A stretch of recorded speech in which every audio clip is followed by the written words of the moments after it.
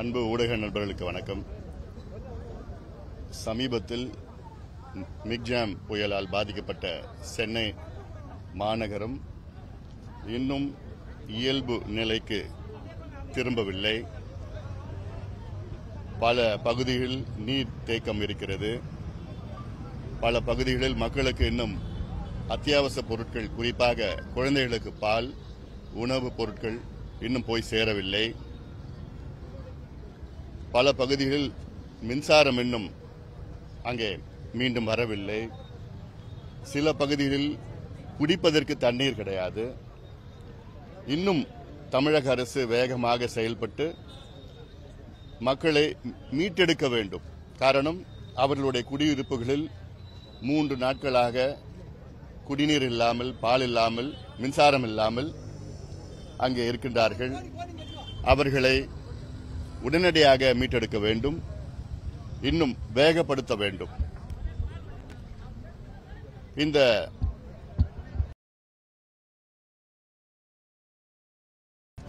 தமிழக அரசு கிட்டத்தட்ட 5000 கோடி முதல் கட்டமாக நிதி வேண்டும் என்று கோரிக்கை விட்டிருக்கிறது.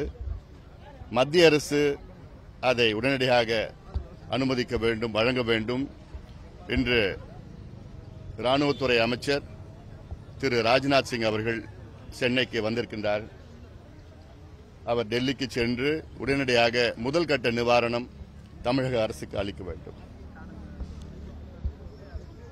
இது போன்ற புயல்கள் இன்னும் வரும் காலத்தில் தொடர்ந்து வர இருக்கும். அதாவது கடந்த காலத்தில் நாம் பார்த்தோம், சென்னையிலே 1985 புயல் வெள்ளம் வந்தது, 95 ஒரு வெள்ளம், 2005 ஒரு வெள்ளம், 2015 மிகப்பெரிய ஒரு வெள்ளம். இப்பொழுது 2023 8 ஆண்டுகளில் அடுத்த பெரும் வெள்ளம் வந்திருக்கிறது. இதை வரலாற்றிலே 50 ஆண்டுகளுக்கு முன்பு இவ்வளவு பெரிய வெள்ளம் பார்த்தது கிடையாது என்றெல்லாம் நாம் சொல்லி வருகின்றோம். ஆனால் அமைதியாக சொல்லுங்க. ஆனால் இனி வரும் காலத்தில் சென்னை மக்கள் இன்னும் ஒரு செய்தியை முழுமையாக புரிந்து கொள்ள வேண்டும். சென்னைக்கு அடுத்த பெரும் வெள்ளம் இன்னும் 5-6 ஆண்டுகளில் வர இருக்கிறது. அது நான் இன்னைக்கே சொல்றேன். ஏன்னா காலநிலை மாற்றம், பருவநிலை மாற்றம் உலகம் முழுவதும் மிக மோசமான நிலையில் இருக்கிறது. இந்த காலநிலை மாற்றம், பருவநிலை மாற்றம் உடைய மாநாட்டிற்கு தான் நான் சென்றேன். COP28 மாநாடுக்கு நான் சென்று நேற்று இரவு தான் நான் சென்னைக்கு திரும்பினேன். ஆனாலும் அங்கிருந்து தினம் எங்கள் கட்சியினுடைய நிர்வாகிகளிடம் நேரடியாக தொடர்பு கொண்டு அனைத்து வகை உதவிகளை மக்களுக்கு செலுத்த வேண்டும், கொடுக்க வேண்டும், செய்ய வேண்டும் என்று தொலைபேசியில் தொடர்பு கொண்டு கட்டளையிட்டு இருக்கின்றேன். ஆனாலும் இன்னும் சென்னை இயல்பு நிலைக்கு திரும்பவில்லை. இப்பொழுது சென்னை மக்களுக்கு ஏற்பட்டது முதல் கட்ட தாக்கம். இன்னும் ஒரு வாரம் 10 நாட்களுக்கு பிறகு 2வது கட்ட தாக்கம் வர இருக்கிறது. இந்த முதல் கட்ட தாக்கம் வெள்ளத்தால், 2வது கட்ட தாக்கம் தொற்று நோயால் வர இருக்கிறது. இப்ப தேங்கி நிற்கின்ற தண்ணீரால் மலேரியா, டைபாய்டு, காலரா போன்ற தொற்று நோய்கள் நிச்சயமாக வரும். அதில்லாமல் சளி, இரும்பல், காய்ச்சல் இதெல்லாம் வந்து கொண்டிருக்கிறது அதிக அளவில். ஆக தமிழக அரசு என்ன செய்ய வேண்டும் என்றால், ஒவ்வொரு வார்டிலும் ஒரு மருத்துவ முகாம் நடத்த வேண்டும். இந்த முகாம் தினம் நடத்த வேண்டும். நடத்தி தொற்று நோய் அனைவருக்கும் பரவாமல் பாதுகாத்துக் கொள்ள வேண்டும். தண்ணீர் தேங்கி நிற்கின்ற பகுதியெல்லாம் இப்ப மழைநீர் மட்டும் இல்லை, எல்லாம் கழிவு நீர், சாக்கடை எல்லாம் கலந்திருக்கு. ஒரு தெருவுக்கும் போக முடியல. ஏன்னா 2 நீரும் கலந்து அதனால துர்நாற்றம், அதனால கொசு உற்பத்தி பிரச்சனைகள் நிறைய வர இருக்கிறது. அதாவது இது 2வது கட்ட தாக்கம். இதை தடுக்க வேண்டும், முன்னெச்சரிக்கை நடவடிக்கை எடுக்க வேண்டும். சாதாரணமா ஒரு புயல் வந்தால் அரசு வேகமாக செயல்பட்டு ஒரு முன்னெச்சரிக்கை நடவடிக்கை எடுத்திருக்கணும். ஆனால் எனக்கு முன்னெச்சரிக்கை நடவடிக்கைகள் போதுமானது கிடையாது. ஒரு பெரும் புயல் பிறகு அதானா தமிழக அரசு இந்த இவ்வளவு பெரிய தாக்கம் வரும்னு அவங்க எதிர்பார்க்கல. தமிழக அரசு மட்டும் இல்ல, யாரும் எதிர்பார்க்கல. ஆனா அந்த புயலுடைய மையமும் சென்னைக்கு வரல, ஆந்திராவில் தான் கடந்தது. ஆனாலும் இவ்வளவு நமக்கு பெரும் மழை, பெரும் வெள்ளம் வந்திருக்கிறது. அதே நேரத்தில் தொலைத்தொடர்பு சம்பந்தமாக முன்னெச்சரிக்கை நடவடிக்கை எடுத்திருக்கணும். கம்யூனிகேஷன் தான் முக்கியம். ஏன்னா இன்னைக்கு வரைக்கும் தொடர்பு இல்லாமல் இருக்கிறார்கள். இது ஒரு பக்கம் இருக்கட்டும். இப்போ நான் சொல்ல வந்த செய்தி என்னன்னா, அந்த ஆவணம் எங்கப்பா, இது 2015 சென்னையில் நடந்த பெரும் வெள்ளத்திற்கு பிறகு ஒரு ஆவணத்தை நாங்கள் தயார் செய்தோம். இந்த ஆவணம் அதாவது மிகப்பெரிய experts, water management experts, satellite imaging experts, இவங்க எல்லாமே வைத்து ஒரு ஆவணம் தயார் செய்தோம். இந்த ஆவணம் தான் நாம் விரும்பும் சென்னை ஒரு ஆவணம். இதை எடுத்துக்கிட்டு அன்றைய முதலமைச்சர் அனுப்பி வைத்தோம். அன்றைய அமைச்சர்கள் கொடுத்தோம், அப்புறம் மேயருக்கு கொடுத்தோம், கமிஷனருக்கு கொடுத்தோம். தமிழக மக்கள், சென்னையில் உள்ள மக்களுக்கு ஒவ்வொரு வார்டாக நான் சென்றேன், விழிப்புணர்வு ஏற்படுத்தினேன். நான் அன்னைக்கே சொன்னேன், அந்த சென்னை 2015 வெள்ளம் இதோட நிக்க போறது கிடையாது. சென்னைக்கு அடிக்கடி பெரும் வெள்ளம் வரும் என்று அன்னைக்கே நான் எச்சரிக்கை விடுத்தேன். அதற்கு அரசு என்ன செய்ய வேண்டும்? 2 செஞ்சிருக்கணும். ஒன்னு மிட்டிகேஷன், 2வது அடாப்டேஷன். மிட்டிகேஷன்னா இது போன்ற கட்டமைப்புகளை உருவாக்க வேண்டும். என்ன கட்டமைப்புகள்? நீர் மேலாண்மை கட்டமைப்புகள். சென்னை வாட்டர் பேசின்னாலே 5000 சதுர கிலோமீட்டர். இந்தியாவில் சென்னைக்கு இருக்கின்ற வடிகால் போன்று வேற எந்த நகரத்துக்கும் கிடையாது. ஆனாலும் இவ்வளவு வடிகால்கள், அதாவது குறிப்பாக சென்னைக்கு மிகப்பெரிய 5 வடிகால்கள் இருக்கிறது. 1 அடையார் ஆறு, 2 கொசஸ்தலை ஆறு, 3 கூவம் ஆறு, 4 பக்கிங்ஹாம் கால்வாய், 5 பள்ளிக்கரணை சதுப்பு நிலம். இப்படி 5 மிகப்பெரிய வடிகால் இந்தியாவில் எந்த மாநகரத்துக்கும் கிடையாது, சென்னைக்கு இருக்கு. ஆனாலும் அப்படி இருந்தும் இவ்வளவு பெரிய வெள்ளம் வந்திருக்கிறது என்றால் கடந்த கால ஆட்சியாளர்கள் இந்த வடிகால்களை நாசப்படுத்தி விட்டார்கள். இன்னைக்கு பக்கிங்ஹாம் கால்வாயின்னு ஒன்றும் கிடையாது, அதுக்கு மேல கட்டுமானங்கள் இருக்கிறது. அடையார் ஆறு பாத்தீங்களா, தூர்ந்து போயிருக்கிறது. கூவமாறு சாக்கடையா கழிவியா மாறி இருக்கிறது. எல்லாத்துக்கும் முக்கியமானது ஏன் இவ்வளவு பெரிய வெள்ளம் வருதுன்னா, பள்ளிக்கரணை சதுப்பு நிலம். இந்த திராவிட கட்சிகள் தமிழ்நாட்டை ஆள்வதற்கு முன்பாக 12,500 ஏக்கர் பரப்பளவில் இருந்த இந்த பள்ளிக்கரணை சதுப்பு நிலம் இன்னைக்கு வெறும் 2000 ஏக்கர்ல தான் இருக்கு. கிட்டத்தட்ட 10,000 ஏக்கர் இந்த திராவிட கட்சிகள் ஆட்சி செய்கின்ற காலத்தில் காணவில்லை. ஆக்கிரமிப்புகள் இருக்கிறது. இந்த சதுப்பு நிலத்துல எவ்வளோ தண்ணி வேணா அது கொள்ளும். ஆனா இன்னைக்கு எல்லா வெள்ளமும் இப்ப இன்னைக்கு ஏன் இந்த வேளச்சேரியில, தாம்பரத்துல, படப்பையில, அந்த பக்கம் ஐயப்பன் தாங்கல்ல, முடிச்சூர், இங்க எல்லாம் ஏன் இவ்வளவு தண்ணி தேங்கி நிக்குதுன்னா, இந்த சதுப்பு நிலத்துல தண்ணி போக முடியல. இதுல இந்த ஆவணத்துல என்னென்ன செய்யணும், மேனேஜ்மெண்ட், வாட்டர் மேலாண்மை என்னென்ன செய்யணும், நீர் மேலாண்மை கட்டுமானங்கள், வாட்டர் மேனேஜ்மெண்ட் ஸ்ட்ரக்சர்ஸ் என்னென்ன செய்யணும், எல்லாமே தெளிவா செஞ்சிருக்கிறோம். 1. 2வது அடாப்டேஷன். சென்னை மக்கள் தனக்குள்ள அவர்கள் மாறிக்கொள்ள வேண்டும், அடாப்ட் ஆகணும். ஏன்னா நான் இன்னைக்கே சொல்றேன், அடுத்த பெரும் வெள்ளம் 5-6 ஆண்டுகளில் சென்னைக்கு வரும். அது இல்லாம அடுத்த பெரும் வெள்ளம் அதுக்கு பிறகு 3 ஆண்டுகளில் வரும். நான் சமீபத்தில் இந்த காலநிலை மாற்றம் COP28 மாநாடுக்கு நான் சென்றிருந்தேன். அந்த மாநாட்டில் கிட்டத்தட்ட உலக தலைவர்கள் 160 பேர் அதில் பங்களித்தார்கள். நாட்டினுடைய ஜனாதிபதிகள், பிரதமர்கள் எல்லாமே பங்கெடுத்தானுங்க. அதுல ஒரு நல்ல விஷயம் என்னன்னா, லாஸ் அண்ட் டேமேஜ் ஃபண்ட்ஸ் ஒன்னு உருவாக்கி இருக்கிறார்கள். அதற்கு பல ஆயிரக்கணக்கான கோடி ரூபாய் சுற்றுச்சூழலை மாசுபடுத்திய நாடுகள், குறிப்பாக அமெரிக்கா, ஐரோப்பிய நாடுகள், அதில் அவங்களுடைய பங்களிப்பு இருக்கிறது. இது அடாப்டேஷன், மிட்டிகேஷன், புது டெக்னாலஜி, இதெல்லாம் அடுத்தது. இப்ப இன்னைக்கு பேசுற நேரம் கிடையாது. ஏன்னா இன்னைக்கு மக்கள் அவதிப்பட்டு கொண்டிருக்கிறார்கள். ஆனா இது இன்னொரு பேட்டியில நான் அடுத்தது நான் கொடுக்க போறேன். இன்னும் கொஞ்ச நாள்ல ஸ்டேக் ஹோல்டர்ஸ் மீட் நான் வைக்க போறேன். நான் பாதிக்கப்பட்ட மக்கள் அங்க வரலாம், என்ஜிஓஸ் வரலாம், பொதுமக்கள் வரலாம். அவங்களுடைய கஷ்டம் என்னன்னு தெரிஞ்சு அதை புரிந்து இன்னொரு ஆவணம் தயாரித்து அதை முதலமைச்சர்கிட்ட கொடுத்து இதெல்லாம் நடவடிக்கைகள் எடுங்கன்னு சொல்ல போறேன். ஏன்னா 4000 கோடி நாங்க செலவு பண்ணுவோம்னு சொன்ன முதலமைச்சர் செலவு பண்ண மாதிரியா இருக்கு. இப்போ 4000 கோடி செலவு பண்ணிருந்தீங்கன்னா, அதுவும் நாங்க இந்த புத்தகத்தில் சொன்னது மாதிரி செலவு பண்ணிருந்தீங்கன்னா எந்த ஒரு தாக்கமும் இருக்காது. உலகத்துல பல உதாரணங்கள் இருக்கு. இன்னைக்கு நீங்க ஜப்பான் உள்ள டோக்கியோ நகருக்கு போங்க. டோக்கியோ நகரத்துல அண்டர் கிரவுண்ட் தரையில உள்ள ஸ்டோரேஜ் கெப்பாசிட்டி உலகத்துல அது போன்ற எதுவும் கிடையாது. எவ்வளோ மழை வந்தாலும், எவ்வளோ வெள்ளம் வந்தாலும் அந்த தண்ணிய தரைக்கு அடியிலே விட்டு அங்கங்க அவ்வளோ பெரிய கட்டுமானங்கள் கட்டியிருக்கிறாங்க. அந்த தண்ணியை அவங்க பயன்படுத்துவாங்க. அதுக்கு பிறகு வின்னிபெக்னு ஒரு நகரம் இருக்கு அமெரிக்காவில். அந்த வின்னிபெக்ல அதாவது எவ்வளவு வெள்ளம் வந்தாலும் தனியா ஒரு சேனல் விட்டுருக்காங்க, கட்டியிருக்கிறாங்க. அந்த சேனல் மூலமாக 90,000 கன அடி ஒரு வினாடிக்கு தண்ணீர் அதுல வெளியேற்றலாம். 90,000. அதே போன்ற கனடா நாட்டில் ரெட் ரிவர்னு ஒன்று இருக்கு.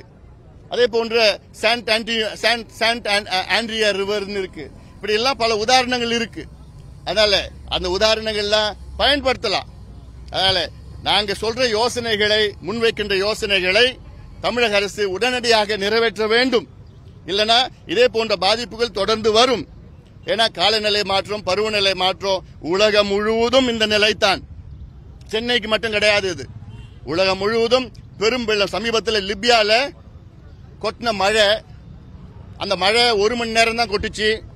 அந்த 1 மணி நேரத்தில் 10,000 பேர் இறந்தாங்க. 1 மணி நேரம் கொட்டின மழையில 10,000 பேர் இறந்தாங்க. அப்போ இந்த நிலைக்கு அடுத்தது சென்னைக்கு அப்படி நடக்கலாம். சென்னைக்கு இந்த நிலை வரலாம். சென்னைக்கு மட்டும் இல்ல, தமிழ்நாட்டில் எந்த மாநகரத்துக்கும் வரலாம். அதனால முன்னெச்சரிக்கை நடவடிக்கைகள் இதுதான். ஆனா மக்களும் என்ன பண்ணுவாங்க, ஒரு வாரம் 10 நாள் இதெல்லாம் மறந்துட போறாங்க. மக்களை பத்தி எனக்கு நல்லா தெரியும். ஏன்னா நானும் 2015 கத்தி கத்தி கத்தி கத்தி பேசினேன். எல்லா மக்களையும் சந்திச்சேன். ஒரு மாசத்துல மறந்துட்டாங்க. அரசு நிவாரணம் ஏதோ ஒரு 5,000 ரூபாய், 10,000 ரூபாய், 3,000 ரூபாய் கொடுத்தாங்கன்னா அதையும் மறந்துடுவீங்க நீங்க. அதனால மக்கள் நீங்க விழிப்புணர்வு நீங்க தெளிவுபடுத்துங்க. கேள்வி கேளுங்க. கேள்வி கேட்டாதான் உங்களுக்கு பதில் கிடைக்கும், தீர்வு கிடைக்கும். இல்ல என் தலையெழுத்து இப்படின்னா உங்களை ஒன்னும் யாராலும் காப்பாற்ற முடியாது. மீண்டும் சொல்றேன், அடுத்தடுத்து இது போன்ற பெரும் வெள்ளம், பெரும் புயல்கள் வந்து கொண்டுதான் இருக்கும். அதற்கு நீங்கள் ஒன்று அடாப்டேஷன், மக்கள் தயார் நிலைக்கு அவங்க அடாப்ட் ஆகணும். ஒன்று. இரண்டாவது, அரசாங்கம் மிட்டிகேஷன் செய்யணும். இது போன்ற கட்டுமானங்களை செய்து, ஏன்னா நாங்க எத்தனையோ யோசனைகள் அந்த நாம் விரும்பும் சென்னை ஆவணத்தில் எத்தனையோ யோசனைகளை கொடுத்தோம். அதுல ஒரு யோசனை கூட எடுத்துக்கல. கேட்டா 4,000 கோடி செலவு பண்ணும், 5,000 கோடி செலவு பண்ணும். என்ன செலவு எங்க பண்ண போறீங்க? ஒரு உதாரணம், நான் வாழ்கின்ற டி நகர் பகுதியில் ஒரு தெருவில் மழைநீர் வடிகால் கால்வாய் போட்டாங்க அதிமுக ஆட்சியில். அந்த கால்வாய்க்கு இணைப்பு கூட கிடையாது. அதன் பிறகு திமுக ஆட்சியில் அது உடைச்சி இன்னும் கொஞ்சம் அகலமா போட்டாங்க. போட்டு என்ன பிரயோஜனம்? இன்னைக்கு 3 அடி தண்ணி நிக்குது அங்க. அப்ப உங்களுக்கு தீர்வுனா என்ன? ஜப்பான்ல satellite mapping, infrared satellite mapping இருக்கு. அந்த சேட்டலைட் மேப்பிங்ல அவன் சேட்டலைட் வச்சு கண்டுபிடிக்கிறான் என்னன்னு. இவ்வளவு மழை, அதாவது 50 சென்டிமீட்டர் மழை பெஞ்சதுன்னா, இந்த தெருவில் பெஞ்சதுன்னா எவ்வளவு அடி தண்ணி நிற்கும், அதற்கு எவ்வளவு அகலத்துல மழை நீர் வடிகால் வேணும். இல்ல 30 சென்டிமீட்டர் மழை பெஞ்சதுன்னா, இல்ல 20 சென்டிமீட்டர் மழை பெஞ்சதுன்னா அந்த தெரு அகலம் எவ்வளவு ஆழத்துக்கு தண்ணி நிற்கும். இது எல்லாமே கிளீனா சேட்டலைட் மேப்பிங், இன்ஃப்ராரெட் இமேஜிங் எல்லாம் இருக்கு. இந்த டெக்னாலஜி எல்லாம் பயன்படுத்தி அங்க இருக்கின்ற மழை நீர் வடிகால் அதெல்லாம் அகலப்படுத்தி, அது மட்டும் இல்ல அதை பயன்படுத்தணும். அதாவது திராவிட மாடல் சொல்றாங்க. இந்த திராவிட மாடல், திராவிட ஆட்சி வந்த பிறகு சென்னை புறநகரத்தில் உள்ள 250 ஏரி குளங்கள் காணவில்லை.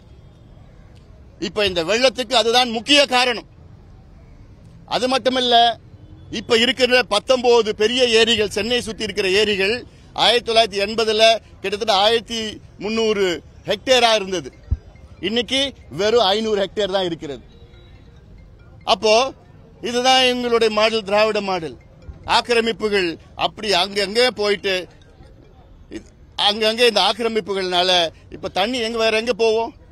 எங்க பார்த்தாலும் அதாவது லஞ்சம், ஊழல், காசை கொள்ளடிச்சுக்கிட்டு இங்க அனுமதி கொடுத்தாங்க. எது? அடுக்குமாடு கட்டடம், அபார்ட்மெண்ட் நான் விற்கிறேன், 10 லட்சத்துக்கு விற்கிறேன், 5 லட்சத்துக்கு விற்கிறேன், பிளாட் விற்கிறேன், அது விற்கிறேன், இது விற்கிறேன்னு லஞ்சம் வாங்கிட்டு ஊழல் செஞ்சு காசை கொள்ளடிச்சு சென்னையை நாசப்படுத்திட்டாங்க. இது திடீர்னு நடக்கல. 20-30 ஆண்டு காலமாக நாசப்படுத்திட்டாங்க சென்னையை. அதனாலதான் இன்னைக்கு பெரும் வெள்ளம் வந்துட்டு இருக்குது. இனியாவது திருந்துங்கள், இனியாவது திருந்திக் கொள்ளுங்கள். நல்லது பாருங்க, திட்டமிடுங்க, பிளான் பண்ணுங்க. எதுக்கு நம்ம சிஎம்டிஏன்னு ஒன்று வச்சிருக்கிறோம்? எதுக்கு சென்னை மாநகராட்சின்னு ஒன்று வச்சிருக்கிறோம்? எதுக்கு அமைச்சர்கள் வச்சிருக்கிறோம்? எதுக்கு தனித்தனியா பிரிச்சு விட்டு இருக்கிறோம்? எதுக்கு மேயர் வச்சிருக்கிறோம்? இன்னும் அந்த மேயர்களுக்கு அதிகாரம் கொடுங்க. லண்டன் மேயர் கிட்டத்தட்ட லண்டனுடைய பிரதமருக்கு நிகரான அந்த பொறுப்பு லண்டன் மேயருக்கு. நியூயார்க் மேயர் பாத்தீங்கன்னா அமெரிக்கா ஜனாதிபதிக்கு நிகரான அந்த பொறுப்பு நியூயார்க் மேயருக்கு. சென்னை மேயர் பொறுப்பு கொடுத்திருக்கீங்களா? இல்ல. கொடுங்க, பொறுப்பு கொடுங்க. எல்லாத்துக்கும் திறமை இருக்கிறது. அவங்களுக்கு தனியா பொறுப்பு கொடுங்க, நிச்சயமா நல்லா செய்வாங்க. அதனால தனித்தனி பிரிச்சு கொடுங்க, சென்ட்ரலைஸ்டா இருக்காதுங்க. நீங்க மட்டும் மத்திய அரசு எல்லாமே புடிங்கிட்டாங்க சொல்றீங்க. நீங்க மத்தவங்களுக்கு பொறுப்பு கொடுக்கறீங்களா? நீங்க உள்ளாட்சிகளுக்கு பொறுப்பு கொடுக்கறீங்களா? இல்லையே. நீங்களும் தானே எல்லா பொறுப்பும் சென்னையில் வச்சிருக்கீங்க. எல்லாத்துக்கும் தனித்தனியா பிரிச்சு கொடுங்க. அவங்க அங்க என்ன செய்யணும் செய்வாங்க. அதனால அதை அவசியமாக தமிழக அரசு செய்யணும். நான் மீண்டும் சொல்றேன், 2வது தாக்கம் சென்னைக்கு 10 நாள் 5 நாள்ல வர இருக்கிறது. நோய் தாக்கம் வர இருக்கிறது. அதற்கு முன்னெச்சரிக்கை நடவடிக்கைகள் தமிழக அரசு எடுக்க வேண்டும். இன்னிலிருந்து ஆரம்பிங்க. மருத்துவ முகாம்கள், ஹெல்த் கேம்ப், மெடிக்கல் கேம்ப் ஒவ்வொரு வார்டிலும் தினம் நடக்கணும். யாருக்கா சளி, இரும்பல், வயிற்றுப்போக்கு, காலரா, டைபாய்டு அந்த உடனே பண்ணுங்க. இல்ல அது தொற்றாய் மாறி மாறி மாறி அடுத்த மிகப்பெரிய பிரச்சனையா வரும். ஏன்னா இது கடந்த காலத்தில் நம்ம பார்த்துட்டோம். அதனால இந்த நடவடிக்கைகள் தமிழக அரசு எடுக்க வேண்டும். இன்னும் கொஞ்ச நாள்ல நாங்க இன்னும் ஒரு ஆவணம் தயார் செய்ய இருக்கின்றோம். சென்னைக்கு மட்டும் இல்ல, தமிழ்நாடு முழுவதும் என்ன செய்யணும், நீர் மேலாண்மைக்கு என்ன செய்யணும், சென்னைக்கு முக்கியமா என்ன செய்யணும், இது போன்ற. ஏன்னா சென்னையில் வெள்ளம் மட்டும் இல்ல, வறட்சியும் வர இருக்கிறது, குடிநீர் பற்றாக்குறையும் வர இருக்கிறது. அதற்கு தயார் நிலையில் இருக்க வேண்டும். ஏன்னா காலநிலை மாற்றம் தாக்கத்தினால உலகம் முழுவதும் ஒரு பக்கத்துல பெரும் வெள்ளம், ஒரு பக்கத்துல வறட்சி, ஒரு பக்கத்துல காட்டு தீ, ஒரு புதிய நோய்கள் வந்து கொண்டிருக்கிறது, பனிப்பாறைகள் உருகி கொண்டிருக்கிறது, கடல் மட்டம் உயர்ந்து கொண்டிருக்கிறது. அதெல்லாம உணவு பற்றாக்குறை வர இருக்கிறது. இதெல்லாம் நான் சமீபத்தில் மாநாட்டில் போய் நான் தெரிஞ்சுக்கிட்டது மட்டும் இல்ல, அங்க எல்லாமே அங்க ஐநா சபை சார்ந்த நிபுணர்கள் வந்திருந்தாங்க. அவங்க சொல்றதுலாம் வரும் காலத்தில் உணவு பற்றாக்குறை, ஃபுட் ஷார்டேஜ் கிடையாது, ஃபுட் கிரைசிஸ் வர இருக்கிறது. ஆனா இங்க தமிழக அரசு விளைநிலங்களை கையகப்படுத்தி நாசப்படுத்தி நாங்க அங்கதான் சிப்காட் தொடங்குவோம், அங்கதான் இன்டெலெக்சுவல் சிட்டி தொடங்குவோம், அங்கதான் நாங்க இது கொண்டு போவோம் அப்படின்னு இப்படிலாம் சொல்லிட்டு இருக்கிறாங்க. சாப்பாட்டுக்கு வழி இல்லாம இருக்கும். அதனால இதற்கு எச்சரிக்கை, பல எச்சரிக்கைகள் கொடுத்துட்டு இருக்கிற விளைநிலங்களை கையகப்படுத்தாதீங்க. இது போன்ற நீர்நிலைகளை பாதுகாத்துக் கொள்ளுங்கள். நீர்நிலைகளை தூர்வாரி எல்லாமே ஆக்கிரமிப்புகளை அகற்ற வேண்டும். அதனால இதெல்லாம் தமிழக அரசு உடனடியாக செய்ய வேண்டும். கேள்விகள் என்ன இருக்கா?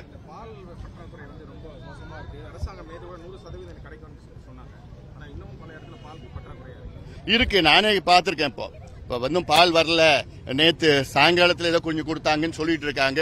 ஆனாலும் அது இன்னும் கொஞ்சம் அதிகப்படுத்தணும். நான் இந்த நேரத்தில் அரசாங்கத்தை நான் பெரிய அளவில் நான் குறை சொல்ல நான் விரும்பல. நான் ஏன்னா இன்னைக்கு இந்த நேரம் குறை சொல்லுகின்ற நேரம் கிடையாது. இது எல்லாமே சேர்ந்து நம்ம செயல்படணும். ஆனா குறை சொல்வது நிச்சயமா நடக்கும். இது இன்னும் ஒரு 4-5 நாள் போட்டோம்.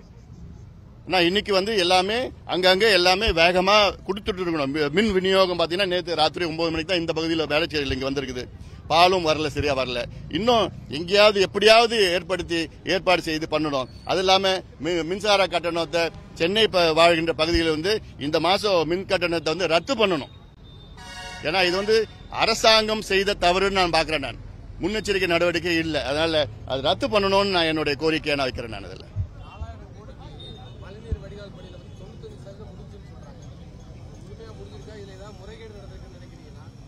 எப்படி உங்களுக்கு எப்படி தெரியுது? அது எனக்கு வந்து என்ன அப்படி நடந்திருக்கா? எனக்கு நான் பல யோசனைகள் நேர்மையான வழியிலே தமிழக அரசுக்கு முன்வைக்கின்றவன். நான் அந்த யோசனைகள் வந்து நான் ஏதோ குருட்டா நான் சொல்ல போறது கிடையாது. இதுதான் பிரச்சனை, இதுதான் தீர்வு. நான் தெளிவா நான் ஒன்னு நான் சொல்லுவேன். நான் என்ன பேசினாலும் தீர்வு பிரச்சனை தீர்வுன்னு சொல்லுவேன். நான் அந்த பிரச்சனை தீர்வுக்கு நான் வைத்திருக்கின்ற நிபுணர்கள் வச்சிருக்கோம், பெரிய குழு வச்சிருக்கிறோம், எல்லாமே எக்ஸ்பர்ட்ஸ் எல்லாம். அவங்களுடைய யோசனைகளை நான் கொடுத்திருப்பேன். நான் ஆனா எங்க யோசனை இப்போ சமீபத்தில் வந்து கிளைமேட் சேஞ்ச் பாலிசின்னு கொண்டு வந்தாங்க. அதுக்கும் நாங்க பசுமை தாயம் சார்பில் யோசனைகள் முன்வைத்தோம். முதலமைச்சர் சந்திக்க முடியல, அமைச்சர்களை சந்திச்சோம், மேயரை சந்திச்சோம், கமிஷனரை சந்திச்சு கொடுத்தோம். அதுல இவ்வளவு யோசனைகள்லாம் இருக்குதா? அதனால இதுல கேட்டா அதிமுக செய்த குறைகளை நாங்க வந்து அதை சரி செய்தோம், அதனால 4000 கோடி செலவாச்சுன்னு சொல்றது பதிலா எனக்கு கேட்டா ஒரு மக்களுக்கு அதாவது கேலியா இருக்குது, இதெல்லாம் வேடிக்கையா இருக்குது. இதெல்லாம் அதாவது உண்மையா இருக்கணும், உணர்வுபூர்வமா நடந்துக்கணும். அதில் இன்னும் திட்டங்கள் போட்டு இப்போ திட்டம் இல்லாம பண்ணிட்டு இருக்கிறாங்க. 4000 கோடி எங்க செலவு பண்ணாங்க, எதுக்கு செலவு பண்ணாங்க, ஒண்ணுமே தெரியல. அதனால அதை வந்து வெளி சொல்லட்டும், ஒரு ஒரு ஒரு ஒரு ஒயிட் பேப்பர் கொண்டு வரட்டும். நாங்க இவ்வளவு செலவு பண்ணோம், இவ்வளவு வேலைகள் செஞ்சோம், ஒரு ஒயிட் பேப்பர் வெளியில கொண்டு வரட்டும். அப்ப பாக்கலாம், அப்ப ஆய்வு பண்ணலாம், நேரடியாக ஆய்வு பண்ணி அது பண்ணிருக்காங்கன்னா அப்ப தெரியட்டும். எங்க செலவு பண்ணாங்க, எதுக்கு பண்ணாங்கன்னு ஒரு ஒயிட் பேப்பர் கொண்டு வரட்டும். நிச்சயமா சம்பந்தமா நாங்க கொண்டு வருவோம். நாங்க சட்டமன்றத்தில் எங்க சட்டமன்ற உறுப்பினர்லாம் ஏன்னா என்ன செய்ய போறீங்க? எப்ப பார்த்தாலும் ஒரு வெள்ளம் வருது, புயல் இன்னும் வரதான் போகுது. இந்த புயல்லாம் பெரும் புயலா வரப்போகுது. இதுக்கு முன்னாடி சைக்ளான் வரும், சூப்பர் சைக்ளான். அதனால ஒன்னும் அடுத்தடுத்து கிளைமேட் சேஞ்ச் குளோபல் வார்மிங்னால நம்ம மிக சோதனையான காலம் வரும் காலத்தை எதிர்கொள்ள இருக்கின்றோம். அதற்கு அடாப்டேஷன் மிட்டிகேஷன் முன்னெச்சரிக்கை நடவடிக்கைகள் அவசியமானது. அதற்கு கட்டுமானங்கள் முக்கியமானது. மீண்டும் சொல்வது, சென்னை போன்ற ஒரு நகரத்துக்கு வடிகால் வேற எந்த நகரத்துக்கும் இந்தியாவில் கிடையாது. அப்படி இருந்தோம் இவ்வளோ பாதிப்புனா அப்போ என்ன அர்த்தம்? It is the failure of successful governments. இது கடந்த ஆட்சியாளர்களுடைய தோல்வியா நான் பார்க்கிறேன். கடந்த ஆட்சியாளர்கள் யாரு? 2 கட்சி தான். 2 கட்சியினுடைய தோல்வியா நான் பார்க்கிறேன். நான்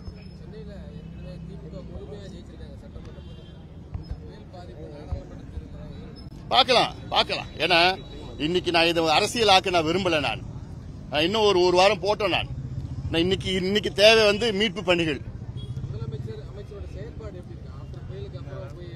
புயலுக்கு அப்புறம் பாத்தீங்கன்னா அங்கங்க அமைச்சர்கள் அங்கே போய் வேலை செஞ்சுட்டு இருக்கிறாங்க. செய்யலன்னு நான் சொல்ல மாட்டேன், நான் செஞ்சுட்டு இருக்கிறாங்க. ஆனா நான் என்னுடைய கேள்வி, அதற்கு முன்ன என்ன பண்ணீங்கன்னு நான் கேட்கிறேன். பாதிப்பு வந்ததுக்கு, அதாவது ஒரு நல்ல நிர்வாகம், நல்ல அரசாங்கம், நல்ல நிர்வாகம் வந்து முன்னெச்சரிக்கை நடவடிக்கைகள் தான் முக்கியம். பாதிப்பு வந்ததுக்கு பிறகு அங்க போய் அங்க ட்விட்டர்லயும் பேஸ்புக்லயும் போட்டோ கொடுக்கறதுல பெரிய விஷயம் கிடையாது. இல்ல, அதுக்கு நீங்க சயின்டிபிக்கா என்ன பண்ணிருக்கீங்க, டெக்னிக்கலா என்ன பண்ணிருக்கீங்க, அதுதான் முக்கியம். இந்த கேள்வி மக்கள் கேட்கணும். ஏன்னா மக்கள் இன்னொரு நிவாரணம் 5000 10,000 ஒரு வீட்டுக்கு கொடுத்தாங்கன்னா சரி நல்லா ரியா சாமி அப்படின்னு சொல்லிட்டு போறாங்க.